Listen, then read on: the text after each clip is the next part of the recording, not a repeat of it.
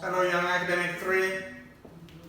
Now, I'd like you to open your books at page 76 in the listening and speaking part of the book, which is the first half of the book. We're in the speaking section. We're going to start with some grammar. This is something you've seen before, so it should be review. Simple past and present perfect. Where do we use them? The first thing we should know is that the simple past is used for actions that began and ended at a specific point in the past. Keyword being ended. For actions that began in the past and continue up to now, up to the present, we use the present perfect. Examples here. Simple past, Genevieve lived in Paris 2 years ago. She no longer lives there, therefore past simple. And present perfect, Genevieve has lived in Paris for 5 years. She's lived in Paris since she was 2 years old, same. So when we use for and since, usually use the present perfect. Okay, this part is easy. Next. Now this you might not know. Using the past simple past for actions that occurred at a specific time in the past, yes. Specific point in the past, last year.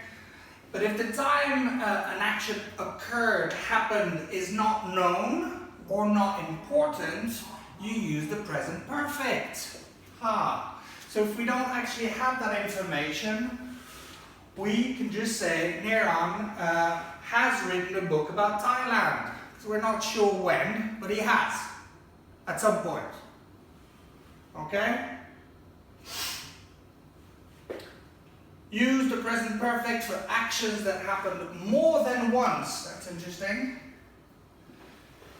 In the past, when the focus is on how often the actions happened rather than when they happened. So this is more about how often. Focus is on how often these things happened. Anne loves the movie Star Wars. She has seen it 4 times. So the reason they're saying this is because of how often she's seen it, because 4 times is a lot. So, how many times have you taken the IELTS test? Many people have taken the IELTS over and over again. I have taken it 18 times. When doesn't matter. Okay? And finally, we're looking at the time phrases. Time expressions that we use with both of these tenses. So typically with the past simple, alright?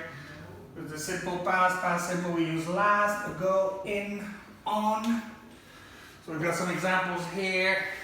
2 years ago, last summer, in 1988, on October the 8th. Alright? And as we were saying before, with the present perfect, usually use for and since. Example, she's been a student for 2 years. You have studied with Thames UK since 2015. Yeah? Okay. Good. Now some exercises. Okay, so first exercise is pretty straightforward. You have to choose whether you use the past simple or the past perfect. So first example, hey Kevin, did you ever travel abroad? Have you ever traveled abroad? Which one is the correct one? Well, in this case, have you ever traveled abroad? Why? Because it is still a question that is relevant today. Have you ever traveled abroad up to now? And maybe a few times. How often? Good. Kevin, yes, obviously, if the question is have you, the answer is yes, I have. And now the answer is I to France last year. That's a specific time. So, I went to France last year. Okay. Excellent. You finish the exercise and you will check it with your teacher. Next activity is interesting. You get to talk about yourself. So the first one, make a list of 3 important events that happened in your childhood. And then make a list of 3 important events that have happened since your childhood. Tricky. Would you consider yourself to still be children? So, let's say, make a list of 3 important events that happened in your early childhood. And we'll say up to 7 years old, maybe. And make a list of 3 important events that have happened since you were 7 years old.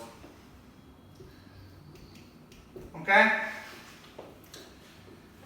So, make a list of 3 important events that happened in your childhood. For instance, when I was 5 years old, I broke my arm. Yeah, just an example. What has happened since you were 7 years old? Make a list of 3 important events. Well, I have studied English for the last 4 years, for instance. Okay? Come up with your own examples and you can discuss them with your teacher in your online lesson. Okay guys, so now we're on page 80. You're going to be preparing yourselves for taking part into a group discussion. So, let's have a look. This is the unit assignment. So it says work in a group, think about the following important events that can occur in people's lives. Each event represents a big change. Now remember, the whole topic is about change. Is change a good or a bad thing? Or both?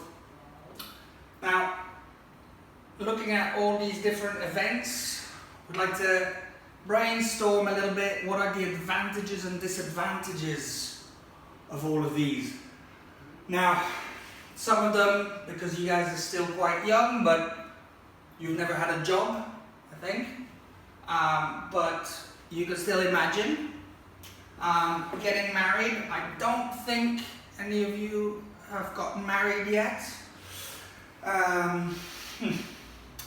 But you can still imagine, yeah, you've got parents, you've got siblings, moving away from the home. Again, you're going to have to use your imagination. Maybe you've got a big brother or big sister who's already done it. Passing exams, now you've got lots of experience of that. Driving test, again, no, you've never done it.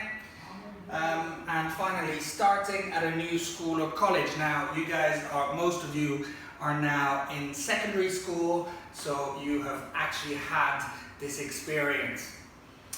But use your imagination on what you know about the world to try to come up with some ideas. So first of all, let's look at changing jobs. What do you think may happen when you change jobs? What might be a good thing about it? What might be a bad thing about it? I've done it all up on the board for you.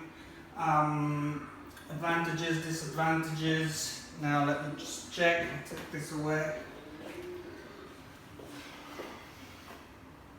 When you change jobs, some of the advantages. Well, first of all, I've written down new opportunities. What does that mean? Well, when you have a new job, usually it's because things were not going well in your old job. So you are looking for new things Maybe this new job is gonna open new doors, make it possible for you to get different jobs later on, higher positions, better money later as well. So this is all new opportunities. A disadvantage here, I've said, I've written starting over. Yeah, so it's never easy. You guys know from maybe starting a new course in a new school, etc.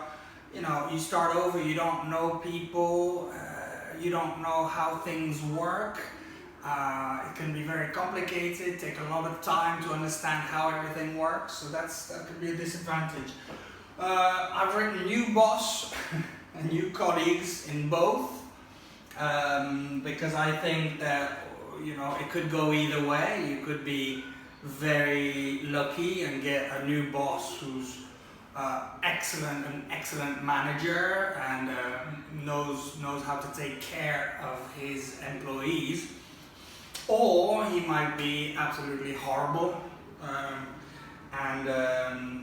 yeah, that is a terrible situation to be in. And we've got new colleagues is the same.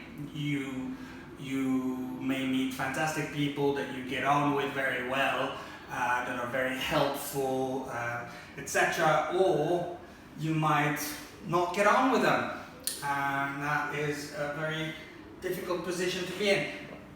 I've written here uncertainty, so that's kind of a disadvantage here. The thing is, you don't know if you're going to get on with everybody, if things are going to work out. So generally, the whole feeling is like you are uncertain, and that can be very stressful. So the last one I wrote here in disadvantages is that it causes a lot of stress. Another one I've written down in advantages is better pay. Usually if you leave a job, you don't usually take on another job that isn't paid as much. So that's just an example. I want you to look at all the other events that we looked at before. So getting married, moving away from home, passing an exam, driving test, going to a new school. And I want you to do the same, make some notes for each, try to come up with 3 or 4 advantages, 3 or 4 disadvantages for each, okay?